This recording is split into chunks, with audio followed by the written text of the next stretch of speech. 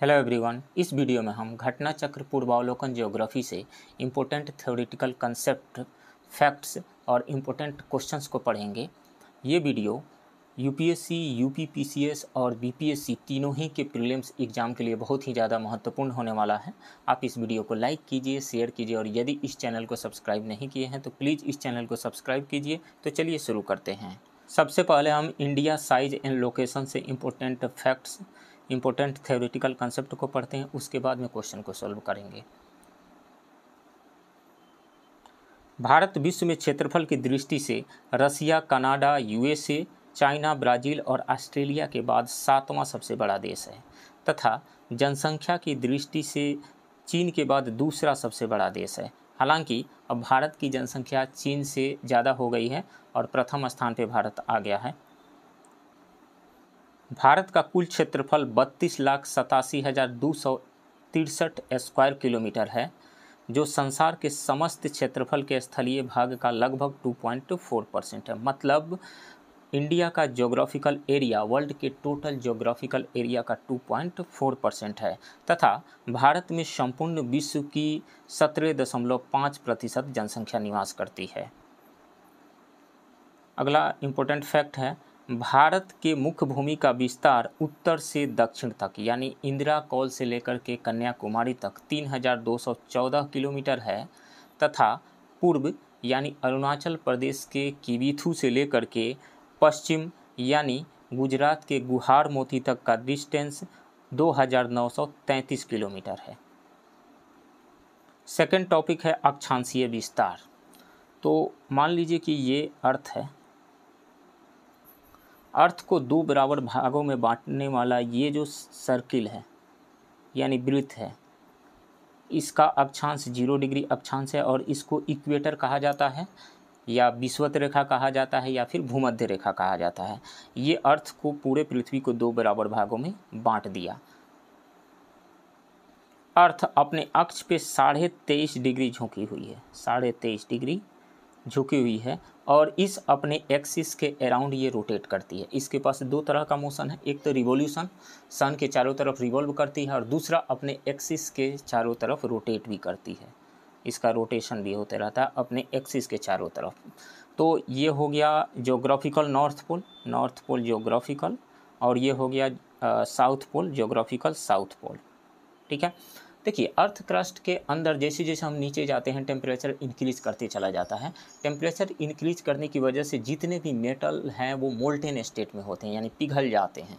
पिघलने की वजह से हाई टेम्परेचर होने की वजह से जो मेटल्स हैं पिघल गए और पिघल करके उनके जो इलेक्ट्रॉन्स हैं उनके ऑर्बिट से बाहर निकल जाते हैं। मतलब मेटल्स जो है वो आयनाइज भी हो जाते हैं। तो आयनाइजेशन की वजह से इलेक्ट्रॉन बाहर निकल गए और चूँकि अर्थ रोटेट कर रही है अपनी एक्सिस के चारों तरफ, तो उसके साथ में जो मोल्टेन जो मेटल हैं वो भी रोटेट कर रहे हैं। मतलब इलेक्ट्रॉन रोटेट कर रहे हैं, मतलब चार्ज रोटेट कर रहे हैं, मतलब चार्ज मोशन में है। तो चार्ज जब मोशन में आ जाता है तो उसी को तो इलेक्ट्रिसिटी कहा जाता है। कहीं पर भी इलेक्ट्रिसिटी का फ्लो होता है तो ड्यू टू इलेक्ट्रिसिटी एक मैग्नेटिक फील्ड वहाँ पे प्रोड्यूस हो जाता है। तो यही कारण है कि अर्थ एक मैग्नेट के जैसा भी बिहेव करती है। तो जब मैग्नेट के जैसा बिहेव करती है तो अर्थ के मैग्नेटिज्म को यदि हम समझें तो अर्थ के मैग्नेटिज्म में एक मैग्नेटिक फील्ड लाइंस होती है। मैग्नेटिक फील्ड लाइंस क्या होती है? ऐसी इमेजिनरी कर्व, जैसे मान लीजिए कि ये मैग्नेट है और ये नॉर्थ पोल हो गया और ये साउथ पोल हो गया। तो मैग्नेटिक फील्ड लाइंस एक ऐसी इमेजिनरी कर्व होती है, इमेजिनरी लाइंस होती हैं जिसके किसी भी पॉइंट पे यदि टेंजेंट ड्रा करें तो वहाँ पे मैग्नेटिक फील्ड का डायरेक्शन निकल जाता है। और किसी मैग्नेट में मैग्नेट से बाहर magnetic field lines north pole से निकलती है और साउथ पोल पे जाकर के मिल जाती है। बाहर मैग्नेट के बाहर नॉर्थ पोल से निकलती है और साउथ पोल पे जाकर के मिल जाती है, और वहीं मैग्नेट के अंदर साउथ पोल से नॉर्थ पोल की ओर आ रही है। मतलब मैग्नेट के बाहर मैग्नेटिक फील्ड लाइंस का डायरेक्शन नॉर्थ से साउथ होता है, वहीं मैग्नेट के अंदर साउथ से नॉर्थ होता है। अब देखिए यहाँ पे जो अर्थ का मैग्नेटिज्म है, इस पे जो नॉर्थ की ओर जो अर्थ का जो पोल है, इस पे आकर के मैग्नेटिक फील्ड लाइंस मिल रही हैं, मिलती है आकर के मैग्नेटिक फील्ड लाइंस। तो और यहाँ से साउथ में जो पोल है मैग्नेटिक पोल, यहाँ से मैग्नेटिक फील्ड लाइन्स निकल रही है। तो अब देखिए मैग्नेटिक फील्ड लाइन जहाँ पे मिलती है वो तो साउथ पोल के जैसा बिहेव करता है ना। तो अर्थ का जो मैग्नेट है, इसका जो पोल नॉर्थ के डायरेक्शन में, वो साउथ पोल के जैसा बिहेव करता है। तो मतलब ये रहा कि अर्थ के मैग्नेटिज्म का साउथ पोल किधर है, नॉर्थ के डायरेक्शन में, और नॉर्थ पोल किधर है, साउथ के डायरेक्शन में। चूँकि जो पोल साउथ पोल के जैसा बिहेव करता है उसका वो नॉर्थ डायरेक्शन में लोकेटेड है, इस कारण से इसको मैग्नेटिक नॉर्थ पोल हम कह देते हैं, चूँकि ये नॉर्थ डायरेक्शन में है। हालांकि ये साउथ पोल के जैसा बिहेव कर रहा है। तो magnetic north pole north direction में हो गया और magnetic south pole south direction में हो गया, साउथ मैग्नेटिक हो गया। यहाँ पे एक प्लेन जो ज्योग्राफिकल नॉर्थ पोल और ज्योग्राफिकल साउथ पोल से होकर के पास करता है प्लेन, उसको ज्योग्राफिकल मेरिडियन कहा जाता है। और जो प्लेन अर्थ के मैग्नेटिज्म के मैग्नेटिक नॉर्थ पोल और मैग्नेटिक साउथ पोल से होकर के जो प्लेन पास करता है उसको मैग्नेटिक मेरिडियन कहा जाता है। यदि अक्षांश रेखाओं को 1 डिग्री के अंतराल पर खींचा जाए तो उत्तरी गोलार्ध में 89 अक्षांश रेखाएं तथा दक्षिणी गोलार्ध में भी 89 अक्षांश रेखाएं होंगी। इस प्रकार विषुवत वृत्त को लेकर अक्षांश रेखाओं की कुल संख्या 89 + 89 + 1 होंगी। मतलब ये रहा कि जैसे ये अर्थ है तो अर्थ का ये वाला 0 डिग्री इक्वेटर हो गया, इक्वेटर के नॉर्थ में 89 अक्षांश रेखाएँ होंगी और साउथ में 89 अक्षांश रेखाएं होंगी, और ये 0 डिग्री अक्षांश रेखा इटसेल्फ एक है। तो 89 + 89 + 1 179 अक्षांश रेखाएं होंगी। और चूँकि 1 डिग्री के अंतराल पे जो अक्षांश रेखाएं हम खींच रहे हैं, तो इन 2 अक्षांश रेखाओं के बीच में, किन्हीं 2 समानांतर अक्षांश रेखाओं के बीच में लगभग 111 किलोमीटर का डिस्टेंस होता है, 111 किलोमीटर का डिस्टेंस होता है। भूपृष्ठ पर उत्तरी ध्रुव एवं दक्षिणी ध्रुव को मिलाने वाली काल्पनिक रेखा जो पृथ्वी को 2 बराबर भागों में बांटती है को प्रधान याम्योत्तर रेखा यानी ग्रीनविच मीन टाइम कहा जाता है। जैसे अभी हमने बताया कि ये अर्थ हो गई, अर्थ अपने एक्सिस के से झुकी हुई है ये, तो ये नॉर्थ पोल हो गया और ये साउथ पोल हो गया। तो इसको मिलाने वाली जो काल्पनिक रेखा है इसको देशांतर रेखाएं कहा जाता है, यानी लैटिट्यूड्स कहा जाता है, सॉरी लैटिट्यूड्स नहीं, लॉन्गिट्यूड्स कहा जाता है। और यहाँ पे मैग्नेटिक नॉर्थ पोल हो गया, नॉर्थ पोल मैग्नेटिक, और यहाँ पे मैग्नेटिक साउथ पोल हो गया। यहाँ पे ये मैग्नेटिक नॉर्थ पोल और मैग्नेटिक साउथ पोल जो है ये बदलते रहता है, लेकिन लंबा समय लेता है। मतलब ये रहा कि धीरे धीरे लंबे समय में ये शिफ्ट होते रहता है मैग्नेटिक पोल्स। और ये ग्रीनविच मीन टाइम यानी प्रधान याम्योत्तर रेखा जो है, यह रेखा लंदन के ग्रीनविच शहर से गुजरती है। प्रधान याम्योत्तर रेखा को 0 डिग्री देशांतर भी कहा जाता है, यानी 0 डिग्री लॉन्गिट्यूड भी कहा जाता है उसको। देखिए अक्षांश रेखाएं यानी लैटिट्यूड्स जो हैं वो एक दूसरे के पैरेलल्स होते हैं, इसके जस्ट अपोजिट देशांतर रेखाएं समानांतर नहीं होती हैं। देशांतर रेखाएं दोनों पोल्स पे, दोनों ध्रुवों पे आकर के मिल जाती हैं, और जैसे जैसे इक्वेटर की ओर जाते हैं इन दोनों रेखाओं के बीच, मतलब 2 देशांतर रेखाओं के बीच का डिस्टेंस इंक्रीज होते चला जाता है। तो ध्रुवों से विषुवत रेखा की ओर बढ़ने पर देशांतर रेखाओं की मध्य की दूरी बढ़ती चली जाती है। विषुवत रेखा पर देशांतर रेखाओं के बीच अधिकतम 111.33 किलोमीटर की दूरी होती है। इंडिया जो है कम्प्लीटली नदर्न हेमीस्फीयर में स्थित है, और इसका अक्षांशीय विस्तार जो है यानी लैटिट्यूडिनल एक्सटेंट जो है ये है 6 डिग्री 45 मिनट नॉर्थ से लेकर के 37 डिग्री 6 मिनट नॉर्थ तक है। यानी जो यहाँ पे जो इंदिरा पॉइंट है इसका अक्षांश का वैल्यू है 6 डिग्री 45 मिनट, 6 डिग्री 45 मिनट है इंदिरा पॉइंट का। इधर जो इंदिरा कॉल जो है इसका अक्षांश का वैल्यू है, जो कि सियाचिन ग्लेशियर के पास में है इंदिरा कॉल, इसका अक्षांश का वैल्यू है 37 डिग्री 6 मिनट, यानी 37 डिग्री 6 मिनट है। तो इसका अक्षांशीय विस्तार कहाँ से कहाँ तक है, 6 डिग्री 45 मिनट नॉर्थ से लेकर के 37 डिग्री 6 मिनट नॉर्थ तक है। जबकि इसके मुख्य भूमि का जो ये कन्याकुमारी वाला जो पॉइंट है, मुख्य भूमि का अक्षांश का वैल्यू है 8 डिग्री 4 मिनट। 8 डिग्री 4 मिनट मतलब ये रहा कि भारत के मुख्य भूमि का अक्षांशीय विस्तार 8 डिग्री 4 मिनट से लेकर के 37 डिग्री 6 मिनट नॉर्थ तक है।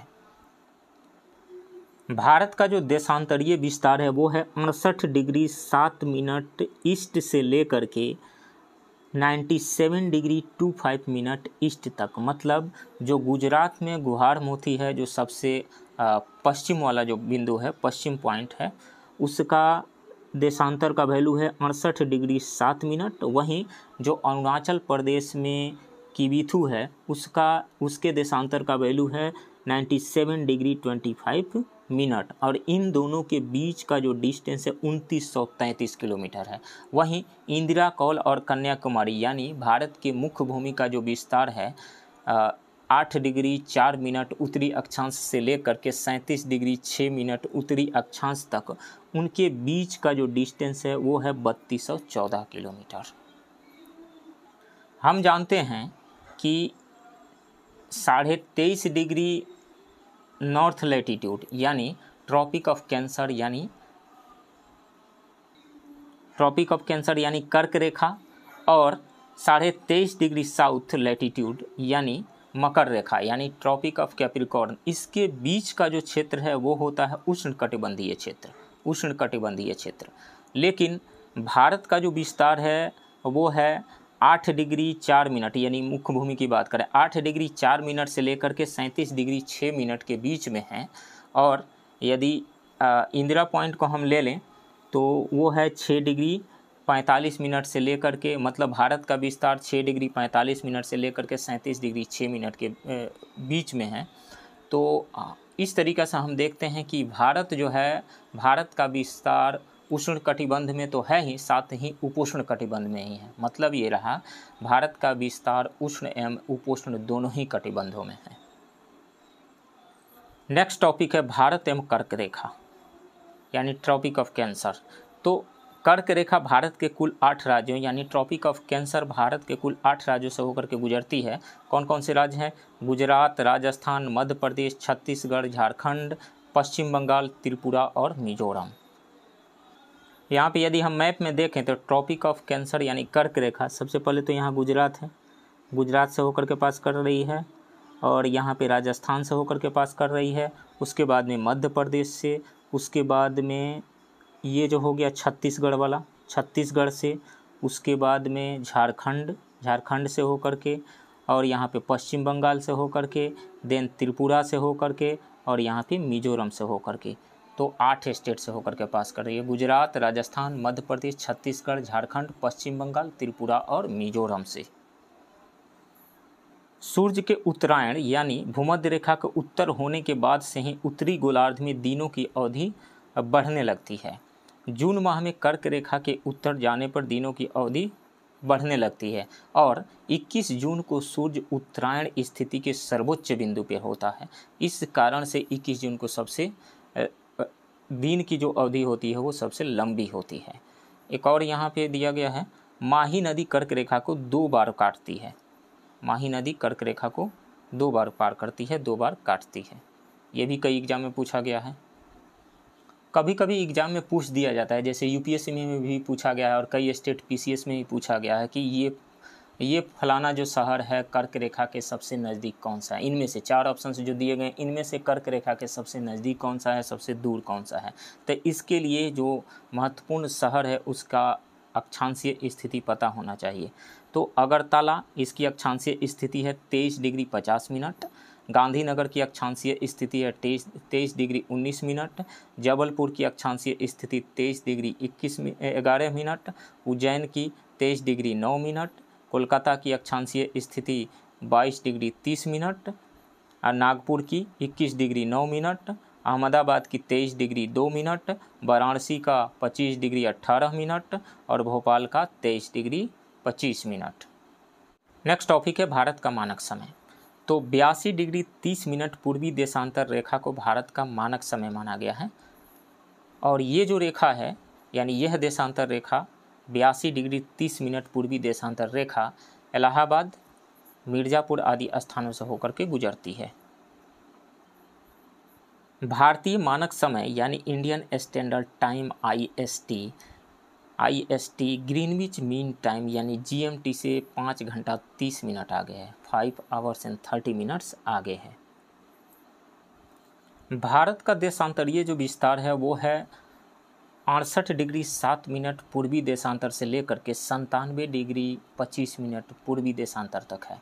तो यदि 97 डिग्री 25 मिनट में से हम 68 डिग्री 7 मिनट को घटा लें तो ये लगभग 30 डिग्री के आसपास में आएगा, लगभग 30 डिग्री। और एक बात और हम जानते हैं कि अर्थ को अपने एक्सिस के अराउंड एक बार घूम जाने में यानी एक बार रोटेट करने में 24 घंटे लगते हैं। मतलब ये रहा कि 360 डिग्री घूमने में अर्थ को 24 घंटे लग रहे हैं, टाइम 24 घंटे। तो 1 डिग्री घूमने में कितना लगेगा, 24/360 घंटे लगेंगे। और 30 डिग्री घूमने में कितना लगेगा, तो यहाँ पे 30 से हम मल्टीप्लाई कर देंगे तो ये कट गया, तो 3 से 12, 12 दूना 24। मतलब ये रहा कि 30 डिग्री घूमने में, 30 डिग्री पार करने में 2 घंटे लगेंगे, 2 आवर्स। यही कारण है कि अरुणाचल प्रदेश के किबीथू एंड गुजरात के गुहारमोथी के बीच में 2 आवर्स के समय का डिफरेंस है, 2 घंटे के समय का डिफरेंस है। यहाँ लिखा हुआ है भारत के बृहद अक्षांशीय विस्तार के कारण गुजरात से अरुणाचल प्रदेश के स्थानीय समय में लगभग 2 घंटे का अंतर पाया जाता है। अभी हमने निकाला कि 360 डिग्री घूमने में 24 घंटे यानी 24 × 60 मिनट्स लग रहे हैं। तो 1 डिग्री घूमने में कितना लगेगा, 24 × 60/360। तो काट दीजिए 6 से 24 4 बार में। मतलब ये रहा कि 1 डिग्री देशांतर घूमने में पृथ्वी को 4 मिनट का समय लगता है। इस प्रकार प्रत्येक 15 डिग्री देशांतर पर 1 घंटे का अंतर होता है। सूर्य पूर्व में उदित होता है एवं पृथ्वी पश्चिम से पूर्व अपनी धुरी पर घूम रही है। अतः 0 डिग्री यानी प्रधान यामयोतर से पूर्व की ओर जाने पर समय जीएमटी से आगे और पश्चिम की ओर जाने पर समय जीएमटी से पीछे रहता है। तो इस तरह से हम भारत का समय जीएमटी से कितना आगे है ये निकाल सकते हैं। चूँकि 360 डिग्री घूमने में 24 घंटे का टाइम लगता है, यानी 24 × 60 मिनट का टाइम लगता है। 1 डिग्री घूमने में 24 × 60 डिवाइडेड बाई 360, मतलब ये रहा कि कितना, 4 मिनट का टाइम लगेगा। तो अंतर कितना है जीएमटी और इंडिया के आईएसटी में, तो 82 डिग्री 30 मिनट का है। तो 4 × 82 डिग्री 30 मिनट यदि हम इसको मल्टीप्लाई करें तो ये आएगा 5 घंटे 30 मिनट, 5 आवर्स एंड 30 मिनट्स। तो मतलब ये रहा कि इंडिया का जो टाइम है जीएमटी से 5 घंटे 30 मिनट आगे है। तो हम देख रहे हैं कि 1 डिग्री पार करने में 4 मिनट का टाइम लगता है। तो 0 से 80 डिग्री पूर्व की ओर जाने में 180 × 4 मिनट का टाइम लगेगा, यानी 12 घंटे का समय अवधि लगता है। वहीं यदि पश्चिम की ओर जाया जाए तो ग्रीनविच से 12 घंटे पीछे टाइम रहेगा और पूरब में जाएंगे तो 12 घंटे आगे टाइम रहेगा। तो 0 से 180 डिग्री पूर्व जाने पर 12 घंटे का अवधि लगता है एवं यह ग्रीनविच समय से 12 घंटे आगे रहता है। इसी प्रकार 0 से 180 डिग्री पश्चिम की ओर जाने पे ग्रीनविच समय में 12 घंटे पीछे समय मिलता है। तो इस तरीक़ा से हम देख रहे हैं कि 180 डिग्री पूर्व एवं 180 डिग्री पश्चिम देशांतर में कुल 24 घंटे अर्थात 1 दिन और 1 रात का अंतर पाया जाता है, 24 आवर्स का अंतर पाया जाता है। इंडिया का प्राइम मेरिडियन यानी भारतीय मानक समय की यामयोतर रेखा 5 राज्यों से होकर के पास करती है, उत्तर प्रदेश, मध्य प्रदेश, छत्तीसगढ़, उड़ीसा और आंध्र प्रदेश। इन 5 राज्यों से होकर के गुजरती है। कौन कौन? उत्तर प्रदेश, मध्य प्रदेश, छत्तीसगढ़, उड़ीसा एवं आंध्र प्रदेश। अगला टॉपिक है भारत का दूरस्थ बिंदु, यानी सबसे नॉर्थ में कौन है, सबसे साउथ में कौन सा पॉइंट है, सबसे ईस्ट में कौन सा है और सबसे वेस्ट में कौन सा है। तो सबसे नॉर्थ में कौन सा है, इंदिरा कॉल है, सियाचिन ग्लेशियर के पास में है, जिसका लैटिट्यूडिनल वैल्यू है 37 डिग्री 6 मिनट। और सबसे साउथ में कौन सा है, मेनलैंड की बात करें तो 8 डिग्री 4 मिनट कन्याकुमारी। और सबसे सदर्न पॉइंट की यदि बात करें मेनलैंड से अलग तो ये है अंडमान एंड निकोबार में इंदिरा पॉइंट, जिसका लैटिट्यूडनल वैल्यू है 6 डिग्री 45 मिनट, 6 डिग्री 45 मिनट।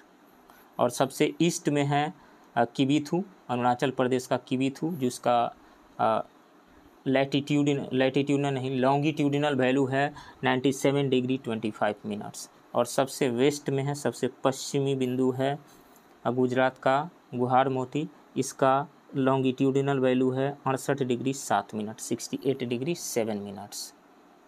और एक बात और जो बहुत ही ज़्यादा इम्पोर्टेंट है, कन्याकुमारी यानी केप कोमोरिन जो है भारत का वह स्थान है जहां बंगाल की खाड़ी, अरब सागर तथा हिंद महासागर तीनों आकर के मिलते हैं। ये कन्याकुमारी वाला 8 डिग्री 4 मिनट जिसका लैटिट्यूडनल वैल्यू है, यहाँ पे तीनों आकर के मिलते हैं। कौन कौन, बंगाल की खाड़ी, अरब सागर तथा हिंद महासागर। अब हम क्वेश्चन को सॉल्व करेंगे। पहला क्वेश्चन है, निम्नलिखित कथनों में से कौन से भारत के बारे में सही है। सही उत्तर के चयन हेतु अधोलिखित कूट का प्रयोग कीजिए। भारत विश्व का 5वां बड़ा देश है, नहीं 7वां बड़ा देश है। यह स्थल मंडल के कुल क्षेत्रफल का लगभग 2.4% भाग अधिकृत किए हुए है, ये सही है। समूचा भारत उष्ण कटिबंध में स्थित है, नहीं, उष्ण और उपोष्ण दोनों ही कटिबंध में स्थित है, इसलिए ये गलत है। और ये भी गलत है, 1 और 3 दोनों ही गलत है। 82 डिग्री 30 मिनट पूर्वी देशांतर का उपयोग भारतीय मानक समय को निर्धारित करने के लिए किया जाता है, ये भी सही है। 7 डिग्री 30 मिनट से ये डिविजिबल है, यानी 7 डिग्री 30 मिनट का ये मल्टीपल है, ये भी सही है।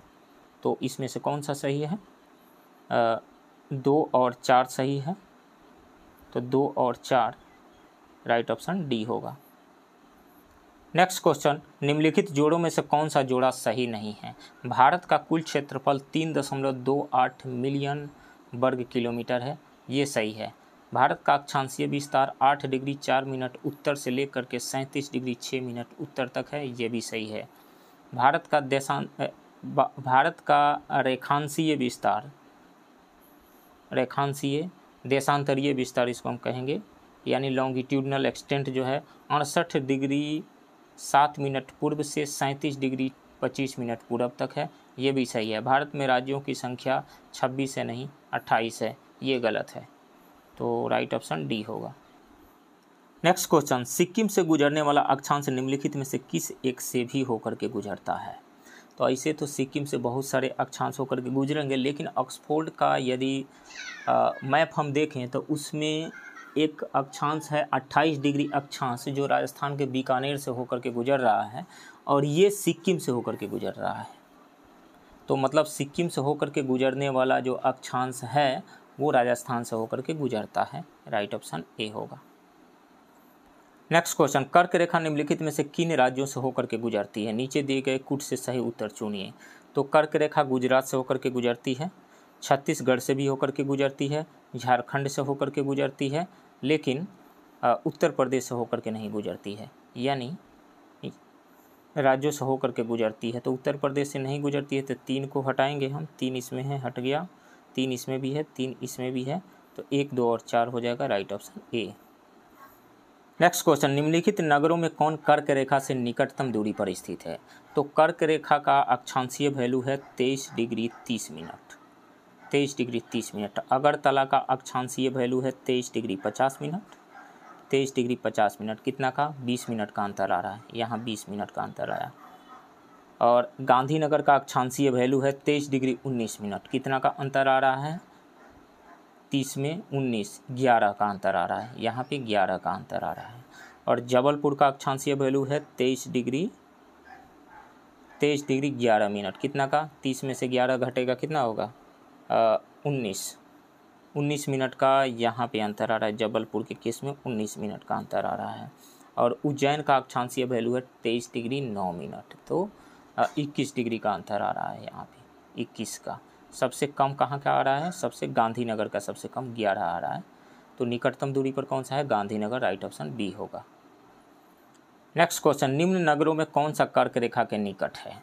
तो दिल्ली की यदि बात करें तो दिल्ली का अक्षांशीय विस्तार 28 डिग्री 25 मिनट से लेकर के 28 डिग्री 53 मिनट, मतलब 28 डिग्री यहाँ रखिए। और कोलकाता का अक्षांशीय विस्तार 22 डिग्री 30 मिनट है अक्षांश का वैल्यू। और जोधपुर का जो है ये है 26 डिग्री से लेकर के 27 डिग्री 37 मिनट तक नॉर्थ। और नागपुर का है 21 डिग्री 9 मिनट का। तो सबसे नज़दीक ये कोलकाता का ही आ रहा है 22 degree 30 minute. Right option B होगा। नेक्स्ट क्वेश्चन, जून माह में निम्न स्थानों में से कहाँ पर दिन की अवधि अधिकतम होगी? तो सूर्य जैसे जैसे उत्तर जाता है वैसे वैसे दिन की अवधि बढ़ने लगती है, यानी सूर्य के उत्तरायण होने की स्थिति में दिन की अवधि बढ़ने लगती है। और 21 जून को सूर्य उत्तरायण की अपने सर्वोच्च बिंदु पर होता है। तो मतलब ये रहा कि जो सबसे नॉर्थ में होगा वहाँ के दिन की अवधि जो होगी वो अधिकतम होगी। तो इन चारों शहर में से सब देखें हम तो दिल्ली जो है सबसे नॉर्थ में है, इस कारण से यहाँ पे दिन की अवधि सबसे अधिक होगी जून में। राइट ऑप्शन डी होगा। नेक्स्ट क्वेश्चन, जब भारतीय मानक समय के यामयोतर पर अर्धरात्रि है, आधी रात है, एक स्थान पर सुबह का 6 बजता है, उस स्थान की अवस्थिति जिस यामयोतर पर है वह है। तो भारत में रात्रि के 12 बज रहे हैं और ये जो स्थान है वहाँ पे सुबह का 6 बज रहा है। इसका मतलब है कि भारत से पूरब में है, भारत से पूरब में है। और भारत का जो प्राइम मेरिडियन है उसका वैल्यू है 82 डिग्री 30 मिनट। तो 82 डिग्री 30 मिनट से ये आगे होगा, कितना होगा? तो 6 घंटा आगे है, 6 घंटा आगे है। 15 डिग्री पर 1 घंटा आगे हो जाता है, तो कितना आगे हो जाएगा? 6 घंटे पे, मतलब 1 घंटे पे 15 डिग्री। तो 6 घंटे पे 15 छके 90 डिग्री, 90 डिग्री आगे है।